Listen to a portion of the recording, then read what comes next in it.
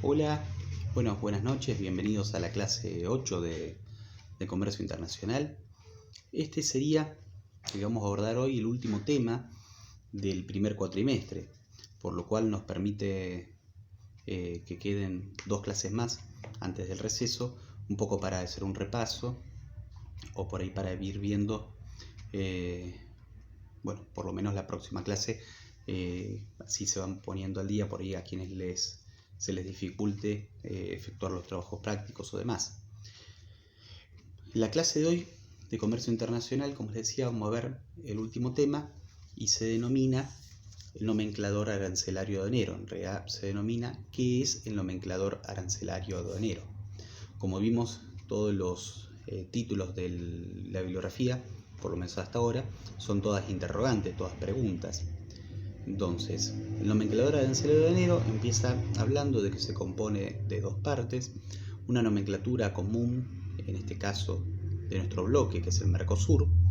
Cada país tendrá, según el bloque en el cual se encuentre, una nomenclatura propia, y luego otra parte que se denomina normativa, es decir, toda la parte donde se agrega los dictámenes, las partes, los sectores donde uno puede efectuar aclaraciones o vincularlo a legislaciones importantes que trasciendan a lo que es nuestro país, en el caso nuestro en la Argentina, o en el caso de otros países que se pueden tomar como referencia en el uso internacional de legislación en lo que es el Código Aduanero, que era el capítulo anterior que fuimos viendo. Entonces, tiene una parte de índice de secciones y capítulos, donde en cada índice de sección y capítulo se va desarrollando un producto distinto. Entonces podemos, por ejemplo, decir, capítulo 5, y vamos a saber que en ese capítulo se abordan las temáticas relacionadas con productos primarios de la naturaleza prima. Capítulo 6, poniendo ejemplos, obviamente, porque va variando mucho con el tiempo, lo que es la producción de acero para la comercialización. Entonces cada capítulo va a permitir entender un poquito qué código se utiliza en este nomenclador. Seguramente después les suba alguna foto, en el libro lo tienen igualmente, de en qué consiste un nomenclador. Van a ver que es un poco extenso este capítulo, pero lo más importante que les debe quedar de esta parte es en qué consiste y para qué sirve. Con esos 2 conceptos van a tener un escenario bastante completo del nomenclador y que les va a permitir comprender el uso y qué es lo que realmente importa de este tema en la materia. Como les decía, entonces tiene un nomenclador, una normativa, el índice de sección y capítulo. Luego, reglas generales para la interpretación del sistema, donde va a permitir que ciudadanos de Argentina, Brasil, Uruguay y los distintos países que conforman el Mercosur podamos entender, independientemente de nuestra cultura, diferencias culturales o idioma, en el caso de Brasil, la misma forma sobre un mismo tipo de producto. Y se habla de que es un sistema armonizado. ¿Por qué? Porque está conforme a la legislación compartida por los códigos aduaneros de los países que conforman, en este caso, el Mercosur. Luego va a tener una parte de abreviaturas y símbolos. ¿Por qué? Porque va a haber abreviaturas y símbolos permitidos. Por ejemplo, X y un simbolito, X va a ser utilizado para exportaciones, M para importaciones. Se va a utilizar las abreviaturas del sistema métrico decimal. FRX, por ejemplo, se va a utilizar para representar a Francia, por ahí no es un uso conocido. USA va a ser más conocido y vamos a saber que es para Estados Unidos, y así van a seguir utilizándose distintas abreviaturas y símbolos. También vamos a tener unidades normalizadas de cantidad, tablas de unidades de medida, metros, decímetros, litros, gramos, es decir, en qué forma podemos expresar los productos que se enviaron, el peso, el volumen. Todo esto es muy importante para poder interpretar de la mejor forma y de una forma más coordinada entre los distintos sectores que conforman una economía y entre sectores que conforman, en este caso, el Mercosur, y en el caso de otros países, cada uno de los bloques, la forma que se lleva adelante y se representa. del sistema métrico decimal, y luego mercaderías sujetas a inspección de reembarque de importaciones. ¿Qué tipo de mercaderías? Acuerden siempre que la prioridad es la exportación e importación de mercadería para consumo, y que luego otro tipo de mercaderías se puede inspeccionar. Cuando son mercaderías explosivas vamos a tener que tomar ciertos recaudos, o cuando sean otro tipo de mercaderías que se puedan dañar, vamos a tener que también tener cuidado en que el producto no se vaya a dañar por una demora excesiva en el control. Acuérdense que ya lo hablábamos anteriormente, las formas de arribo de las exportaciones o importaciones, en que hay situaciones ciertas que tienen cierta particularidad, y es importante tenerla en cuenta a la hora de detener el proceso de exportación e importación por una inquietud de un agente de aduana, del estado que está recibiendo esa mercadería, más que generalmente vamos a hablar de operaciones dentro del Mercosur, y las operaciones dentro del Mercosur van a ser generalmente operaciones sin impuestos, ya que el Mercosur, como lo dice la palabra, es un mercado común en el cual se establece la libre circulación de bienes y servicios, y como siempre les digo, que no se olviden de la mano de obra. Vamos a tener distintas abreviaturas, por ejemplo reintegros, que se va a abreviar como RI, y van a ser reintegros de los países. Va a hablar de aranceles externos comunes, va a hablar de aranceles externos intrazona y comunes que se denominarían extrazona, tipos de tasas que se tienen que abonar, que ya la vimos en el capítulo, ¿se acuerdan? En tipos de tributos: la tasa de equiparación de precios, la tasa de antidumping, la tasa de derechos de exportación. Entonces, todas tasas que fuimos viendo y que es bueno siempre traerlas un poco a la memoria y reflejarlas y recordarlas a medida que avanzan los temas, y por ahí quedan interrogantes sobre algunos de los materiales desarrollados. Bien, luego les voy a decir una pequeña definición que les va a servir para entender o para responder, porque en la bibliografía por ahí no está muy expresada y la busqué en otro material. Es que la nomenclatura común del Mercosur es un sistema que permite individualizar y clasificar a las mercaderías comerciadas entre los estados partes del Mercosur y entre estos y el resto del mundo.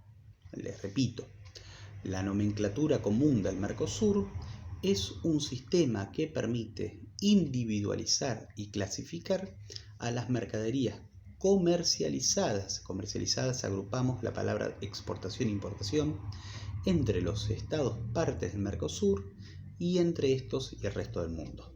Es una pequeña definición. Podríamos seguir diciendo que la nomenclatura común está basada en el sistema armonizado de designación y de codificación que se utilizó en otros países. Por ejemplo, uno de los primeros es el de Bruselas. El arancel externo común, continuando un poquito, fue adoptado en el año 1994. Fíjense, los primeros aranceles se fueron desarrollados en Europa y están aproximadamente, según los antecedentes que tenemos, en el año 1950. En el caso nuestro, estamos hablando de que estos aranceles se desarrollaron en el año 1994. Parece, por ahí para algunos que son más jóvenes, como algo viejo, pero piensen que en la historia de la economía, en la historia argentina, que es bastante más reciente, 25, 26 años, es poco el tiempo con respecto a las circunstancias que se desarrollaron. Hablábamos un poquito también, si ustedes se vienen un poco a la memoria, de que en el año 84 aproximadamente y 91 eran las primeras leyes, la ley de fomento a las exportaciones y luego la ley de convertibilidad respectivamente. Entonces, es bueno pensar cuántas cosas han transcurrido hacia atrás para poder llevar adelante en nuestra legislación procesos tan importantes como la elaboración de un código aduanero, que veíamos en el capítulo 5, o la instrumentación de un nomenclador arancelario. A veces uno reflexiona sobre la historia del Mercosur y otros bloques y vemos que el Mercosur tiene muchas diferencias culturales que hacen difícil llevar adelante un proceso de integración como lo concibe el texto o el estatuto de conformación. Y cuando uno ve Europa, ve que obviamente tiene muchos más antecedentes de historia, pero si uno va para atrás, posiblemente, y si analizamos los bloques, vemos que el Mercosur es un bloque relativamente nuevo, es decir, su constitución, después lo vamos a ver en el capítulo de bloques comerciales, pero su constitución comenzó aproximadamente en la década del 80.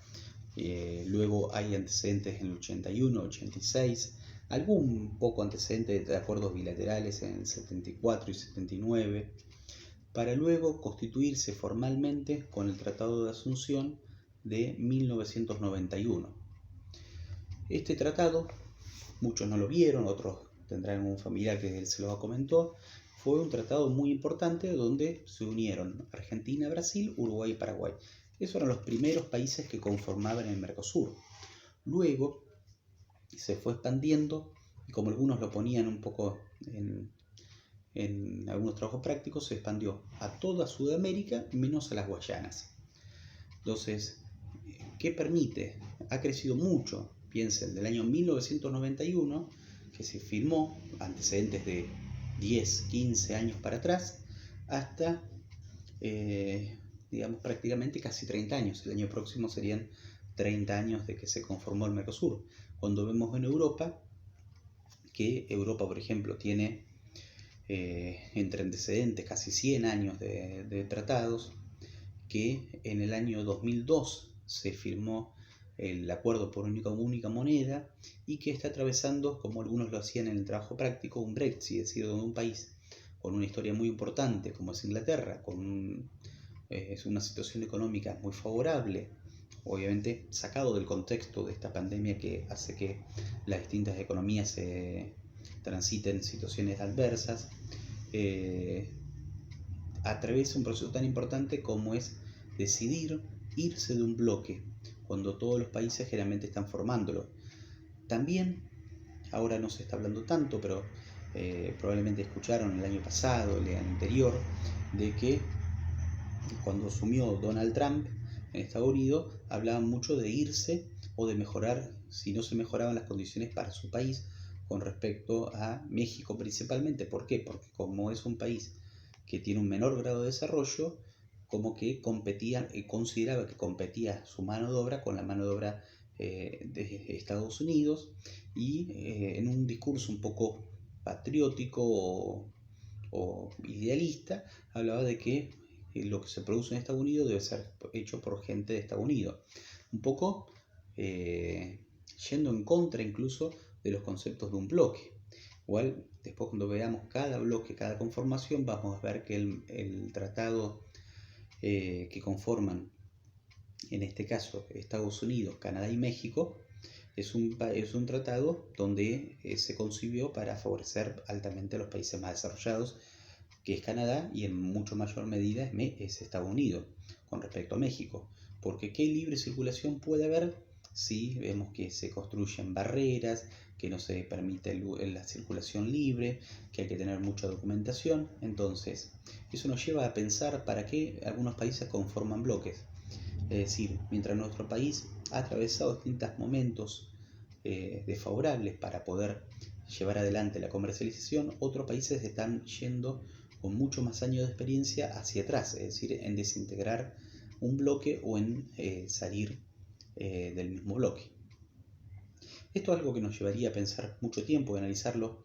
Es un proceso lindo que me gusta analizarlo para que vean que cada país o cada bloque tiene aspectos favorables y aspectos desfavorables.